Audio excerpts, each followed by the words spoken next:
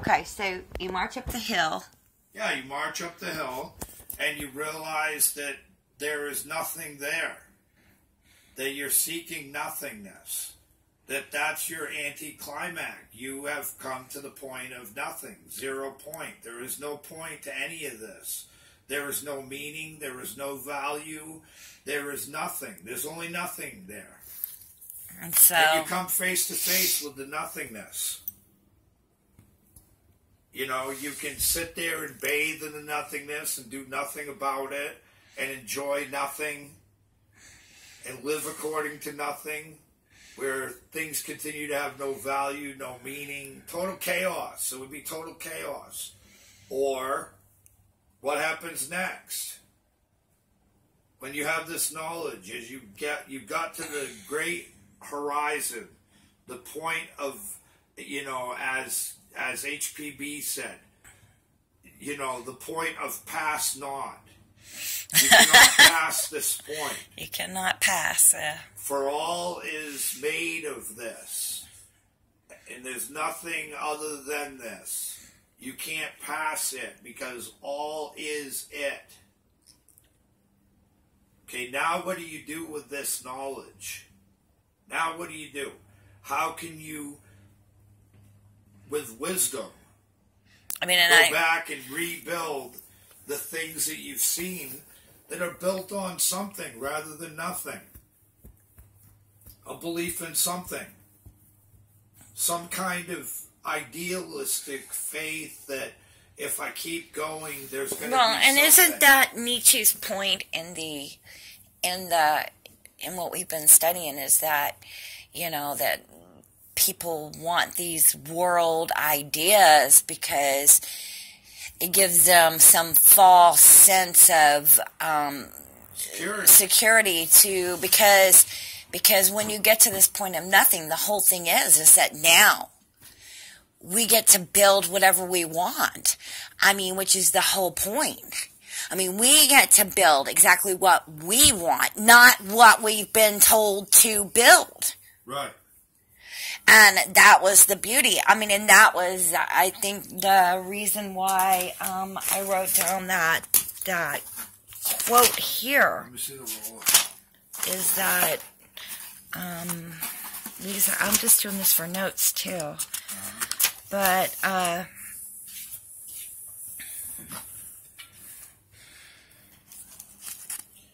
mean, we could take it as anticlimactic, or we could take it as wisdom.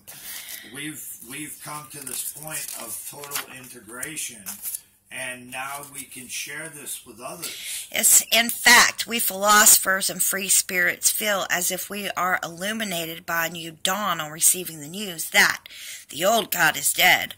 Our hearts overflow with gratitude, wonder, premonition, anticipation. Because seems to open again. The sea, our sea, again lies open before us. Perhaps there has never before been such an open sea. I mean, to me, right, we get to choose whatever we want it to be now. Right. Because nothing else exists. How about I choose it to be me? How about I stop focusing on all these other things? This thing in itself that I've come to realize is nothing. Yeah. How about I focus on me, what matters to me? Because there is no greater value than what matters to me.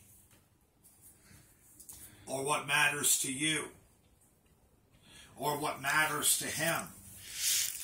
And that's freedom. That's the true nature of freedom, is allowing somebody the ability to come to the same realization. The old truth is approaching its end. God is dead. Right. Faith in the world deteriorating. Well, isn't that a simple way of us trying to describe the singularity? Calling it God? And right. Don't we convince ourselves by knowing that word, which is an anthropomorphic word, meaning we can only perceive a God that's human. It has human characteristics. Look at all the gods throughout all of the ages. They've all had human characteristics. Because that's all we men can relate to.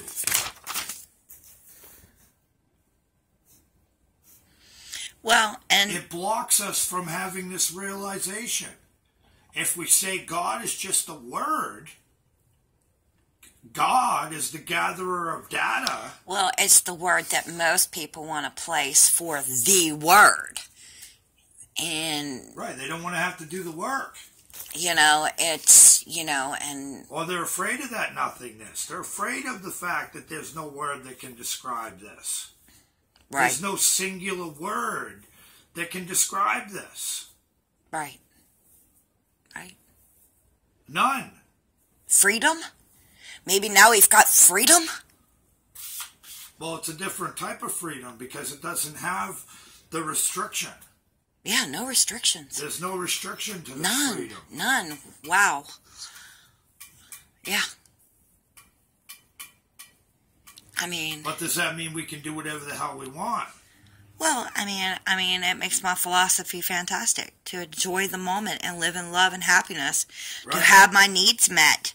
To be a person of no walls from the past and enjoy true intimacy in my marriage.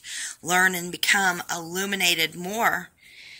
And how to manifest my wants and desires in my daily life.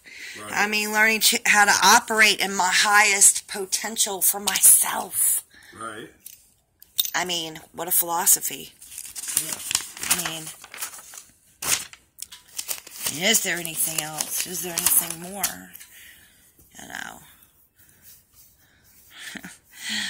A new pride my ego taught me, and this is I teach men, no longer to bury one's head in the sand of heavenly things, right.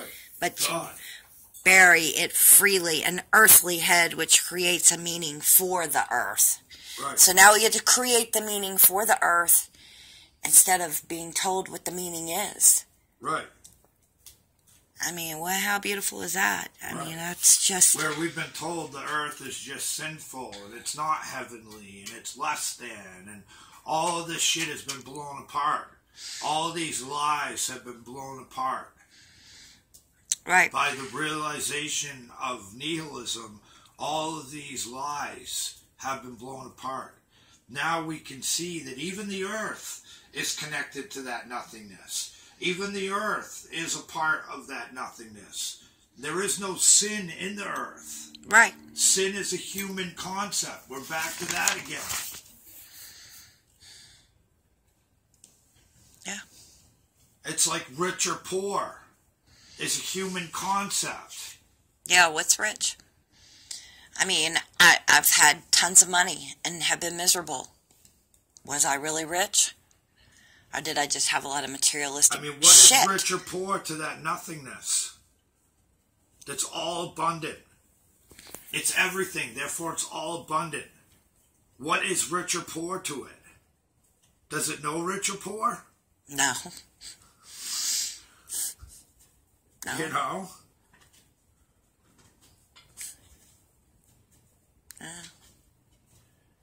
And there's so much. This is the idea of Nietzsche's eternal recurrence. No thought can stand up to it. No thought can stand up to it. None. Not one thought can stand up to this realization. Once you come to this point. And then you...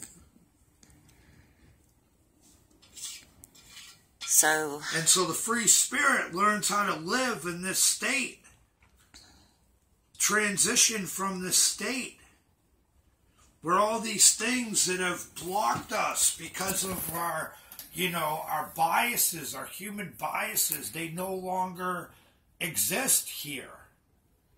They can't exist here. Once we've taken every word and we've tried to say, does this word describe it? What is it? Does this word describe it? Does this word describe it? Does this word describe it? Does this conception describe it? Does this thought describe it? It kills every single one of them. It knocks down every single word, which causes every single concept to arise. It's like taking all the condition out of everything. Imagine a reality with no condition. What do you got? Nothing. Nothing. So all these conditions exist for us to enjoy life. They're not something that we're supposed to be afraid of or we're supposed to attack. They're all part of us. Every single thing is a part of us. There's no later. Every word, every single thing is a part of us. It makes up this singularity that no word can describe. Wow. That is a powerful realization.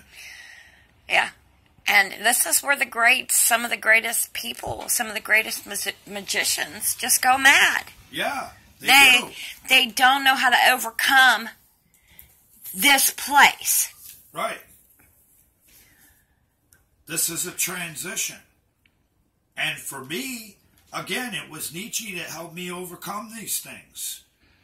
It was him. We don't want people... It was him that said yes, and, the formula of my happiness, Twilight of Idols, the formula of my happiness, a yes, a no, a straight line, and a goal. But he had to come to realize that. And I took that, and I simplified that. Choice, yes or no. Plus my self-interest. That's my straight line. Okay? Equals what matters to me. That's my goal. That's my goal.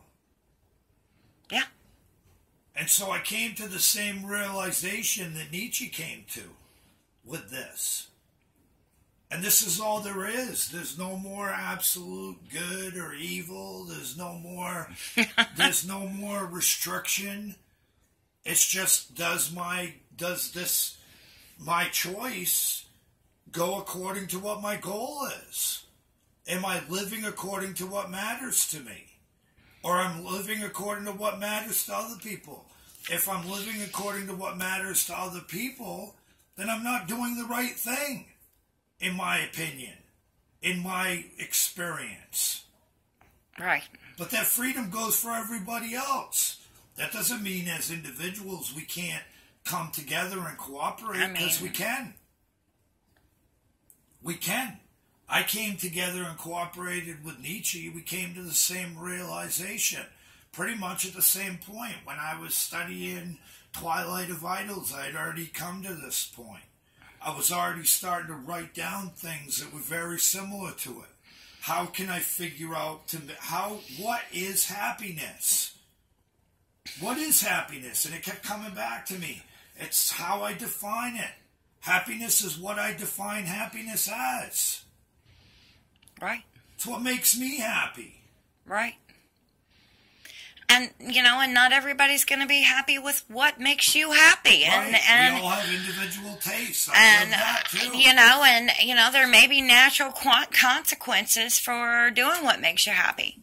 I mean, what? My son won't speak to me. What? Because I did what made me happy. I wanted to get married to Mark, and I wanted to move here and be here with him and not in the hood of Indianapolis. Right. So he doesn't want to speak to me. So there's a natural consequence. Right. My child won't speak to me. I have to live with that natural consequence. Right. So, am I still able to be happy even though there's a natural consequence? Yes, because I choose to be happy because this is what I wanted. Right. So, he'll either one day forgive me or he won't. Right. I mean, I can't make it. Or maybe your karma has come to a point where it's ended.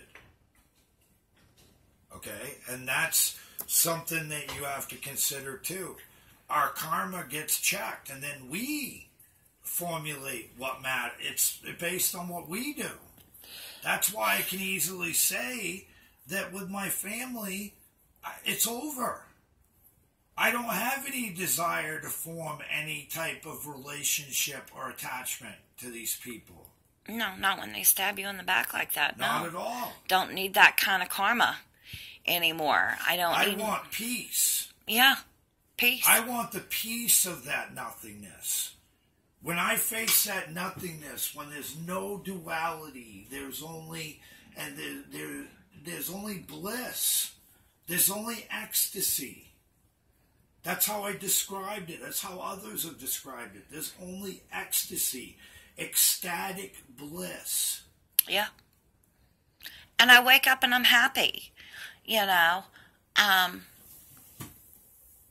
mean, you know, it's only when I involve myself in others, whatever it is, and I veer off of my path, which is my goal, living according to my goal. And someone was, you know, someone made a comment that, you know, this is not magic. Well, yeah, it is magic, you know. This is magic. This is... And how do you define magic anyways? How do you define magic? Yeah, okay, you saw in the Red Book, the Magus, the magician, speaks to Carl Jung. Right. And what does he say? You're going to have to remind me. Well, I don't have your memory. He basically says, the magician says, why should I tell you? You're not going to believe me anyways. You don't have to do anything to be a magician. You already are a magician. You already are God. You know? And if you look at it from this standpoint, this is an archetypal pattern that's speaking. This is part of the story. It's an archetypal pattern that's speaking forth to Carl Jung, that he's recording. Yeah. And Carl Jung even says, you know, old man, what do you have to teach me that I don't already know? Nothing. I don't need to become a magician then. I don't need to. I already am. And if I identify with being one thing over another, if I put my identity in these patterns, then it's going to drive me mad. I need to be able to distinguish myself, my individual nature, from these patterns. You understand? These patterns came together to make up me, but I'm me. And in essence, when we learn this, then the only thing to really know is the laws of power to manifest those archetypal tendencies within ourselves. But if we veer off, again, my goal is to express that happiness all the time in my life. If I let go of that goal, and I let somebody convince me that I'm lacking in this, and I need to do that, and I lose track of my goal, then I'm not going in a straight line. Right. Okay, I'm not going in that straight line anymore. I've lost my way. I've lost my way. Which is simply to, you know, observe, you know, this is what I want. Yes. Or no, I don't want this. And moving to my goal. What is my goal? Okay. Which is right thought, right action. Right. Equals manifestation. Right. And right thought, right speech, and right action. Yeah. You know, and how do I actually manifest and get that? You know, how do I actually, what action do I really need to take? And being able to recognize, because if I don't think about a situation right, or I don't see the right action to take, then I don't get the desired effect. Well, getting back to that, I have to return the beginning of the end back to the beginning. So people see that you have to work up the tree to become the magus. I'm saying you got to become the magus, and you got to bring that back down to the beginning. And you're at the beginning. Not at the end. You're at the beginning. You're taking that wisdom that you've attained at the top, and you're returning with that wisdom back to the beginning. And now you have the ability to have right thought, right speech, right action. Because you understand that, example, you understand that things are impermanent. Things are impermanent.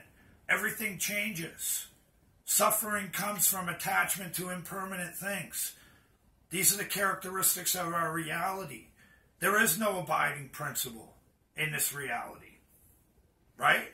So if I return back down below with this right thought, right speech, right action, I now understand this.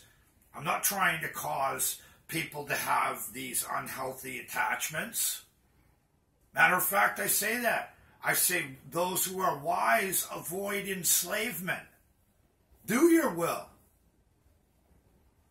Nothing is true, all is permitted. Do your will. But the wise avoid enslavement. They do what benefits themselves and what benefits others.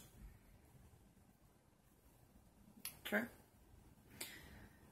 And to me, sharing those three characteristics that I learned from above, and I return out with that knowledge, that fortifies me. Okay? Now my path is very clear. Very clear.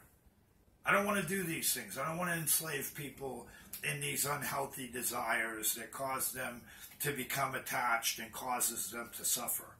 I don't want to do that. That's not what my path is about. My path is about living according to what my value is, what matters to me. And that's what everybody should be, what matters to them. Well, I hate to use the word should. We're back to that again. Okay, I did the should thing.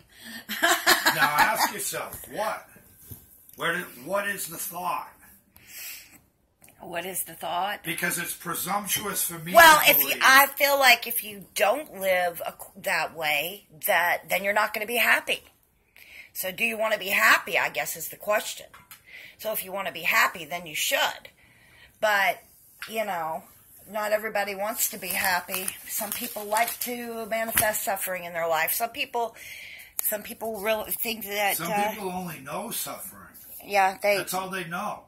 They don't know how to not... That is happiness to them. They don't know how to not suffer. They've been brainwashed into believe suffering is happiness for them. That if they don't suffer, they're not happy. They can't be happy unless they're suffering. Remember, I said the end result is ecstatic bliss. There's no suffering in that ecstatic bliss.